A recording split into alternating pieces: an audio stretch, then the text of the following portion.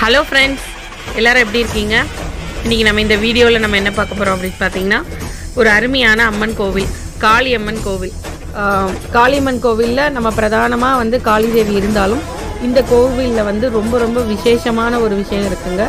என்ன அப்படின்னு பார்த்தீங்கன்னா, நம்ம சக்தி பீடங்கள் 54 இல்லைங்களா, 54 இருக்கக்கூடிய அத்தனை அம்மன் தரிசனமும் இந்த ஒரே கோவிலில் நம்ம கிடைக்கும். வாணியம்பாடியில் நேதாஜி நகர் அந்த இடத்துல இருந்து கொஞ்சம் ஒரு 1/2 கிலோமீட்டர் போல் உள்ளே போனோம்னா நமக்கு இந்த கோவில் வருங்க. ஒரு சின்ன மலை மேலே அமைஞ்சிருக்கு இந்த கோவில், காளியம்மன் திருக்கோவில். இது வந்து பார்த்திங்கன்னா வைகாசி மாதம் மிடில், அதாவது 15க்கு மேலே வந்து இந்த திருவிழா பண்ணுறாங்க. அங்கே வந்து விசேஷம் என்ன அப்படின்னு பார்த்தீங்க அப்படின்னா வந்து 108 அம்மன்களும் அம்மன் சிலைகளும் இங்கே வந்து வச்சுருக்காங்க. அந்த கோவிலை சுற்றி எல்லா அம்மன்களையும் நம்ம ஒரே இடத்துல தரிசனம் பண்ணலாம் இந்த கோவிலுக்கு வந்தால். நீங்கள் பார்த்துட்டு இருக்கிறது பார்க்குறீங்கன்னா வந்து தீமிதி திருவிழாக்காக அக்னி குண்டம் தயாராகிக்கிட்டு இருக்கு. அதுக்காக விறகு கட்டைகளை வச்சு தீ மூட்டியிருக்காங்க. அது ரொம்ப விசேஷமாக நடக்கும் அப்படின்னு சொன்னாங்க. நான் அது வரைய அந்த அந்த நடுநிசையில், அதாவது வந்து 11 மணிக்கு மேலே நடக்கும் அப்படின்னாங்க. இங்கே வந்து பார்த்திங்கன்னா இந்த சுற்று பக்கம் அந்த லைன் போகிற அந்த வழியெல்லாம் ஒவ்வொரு ஊர் அம்மன்களும், நம்ம மாரியம்மன்கள்லேருந்து வடநாட்டில் இருக்கக்கூடிய அம்மன்லேருந்து கோலாப்பூர் மகாலட்சுமியிலேருந்து சமயபுரம் மாரியம்மன்லேருந்து புன்னைநல்லூர் மாரியம்மன்லேருந்து நமக்கு என்னென்ன அம்மன்கள் நம்ம அந்த ஒரு பாட்டில் பாடுவாங்க இல்லைங்களா, அந்த 108 அம்மன்கள், அந்த 108 அம்மன்களும் இந்த ஒரே கோவிலில் அழகாக வந்து சிலை வச்சு வழிபாடு நடந்துக்கிட்டு இருக்குங்க. காளியம்மன் தான் வந்து இங்கே பிரதான தெய்வம். மீதி எல்லா அம்மனோட அம்சங்களும் இங்கே வச்சு சிலை வடிவில் வழிபாடு நடந்துக்கிட்டு இருக்கு. எல்லா அம்மன்களையும் ஒரே இடத்துல நம்ம தரிசனம் பண்ணலாம் அப்படின்னா வாணியம்பாடியில் இங்கே நேதாஜி நகரில் இருக்கக்கூடிய இந்த காளியம்மன் கோவிலில் எல்லா அமாவாசைகளும் வந்து விசேஷமாக அமாவாசை பௌர்ணமி நாட்கள் வந்து விசேஷ பூஜைகள் நடக்குதுன்னு சொல்கிறாங்க. அதாவது மேல்மலையனூர் அங்காள பரமேஸ்வரி கோவிலில் எப்படி ஊஞ்சல் சேவை நடக்குதோ அந்த மாதிரி ஒவ்வொரு அமாவாசைக்கும் வந்து சாயந்தரம் 7:30 மணிக்கு வந்து ஊஞ்சல் சேவை நடக்குதுங்க. அது வந்து ரொம்ப விசேஷம் அப்படின்னு சொல்கிறாங்க. எல்லாத்த விட மிக பிரம்மாண்டமான வகையில் இங்கே ஒரு காளிதேவி சிலை அமைச்சிருக்காங்க. அந்த காளியம்மன் வந்து நின்ன திருக்கோலத்தில் நம்ம வந்து இப்போ நிறைய இந்த வீடியோஸ்லாம் வருது இல்லைங்களா, வட இந்திய வீடியோக்கள், அதுல எல்லாம் வர மாதிரியான அவ்வளோ பிரம்மாண்டமான காளியம்மன்.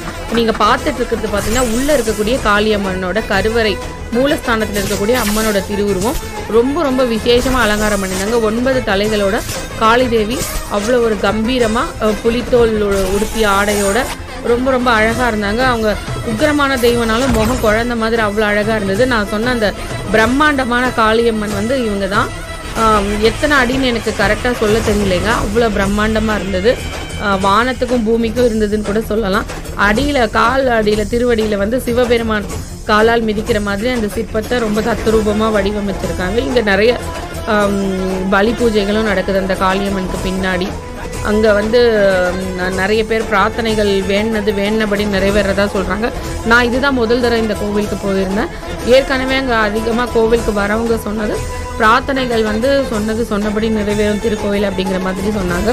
விசேஷ நாட்கள் வந்து ரொம்ப ரொம்ப பக்த கூட்டம் நிறைய வர்றதாகவும் நிறைய பூஜைகள் வந்து ரெகுலராக நடக்கிறதாகவும் சொன்னாங்க. இப்போ நேதாஜி நகரில் இருக்கக்கூடிய இந்த கோவில் வந்து ரொம்பவே பிரம்மாண்டமாக அங்கே அமைஞ்சிருக்குங்க. அந்த கோவிலை சுற்றி எல்லா அம்மன்களையும் நீங்கள் ஒரே நாள் ஒரே இடத்துல தரிசனம் பண்ணோன்னா நீங்கள் இந்த கோவிலுக்கு போனால் உங்களுக்கு அது கிடைக்கும். அது மட்டும் இல்லாமல் இரவு முழுக்க நிறைய கலை நிகழ்ச்சிகள் நடக்குது.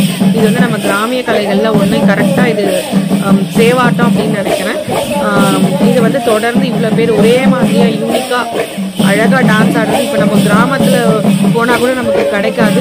இப்போ நமக்கு பாரம்பரிய கலைகள், கிராமிய கலைகள்லாம் எல்லாம் மறந்து போயிட்டு வர காலத்தில் இந்த மாதிரி திருவிழாக்களில் இவ்வளோ பேர் சேர்ந்து ஒன்றா ஒரே மாதிரியாக நடனம் ஆடுறது வந்து பார்க்குறதுக்கு ரொம்ப ரொம்ப கண்ணுக்கு விருந்து மாதிரி இருந்தது.